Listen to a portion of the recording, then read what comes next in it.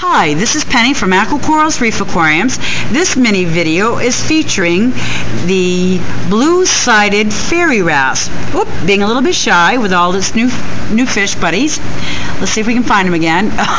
Talk about active. This fish is a swimmer and it will be all over your tank. Let's see if we can get him in here again. Here he is, or she. I'm not quite sure if this is a male or female. Out there.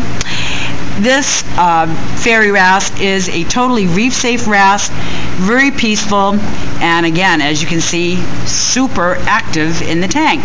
So again, this is the blue-sided fairy wrasse, and it's available for sale at the aquacorals.com website.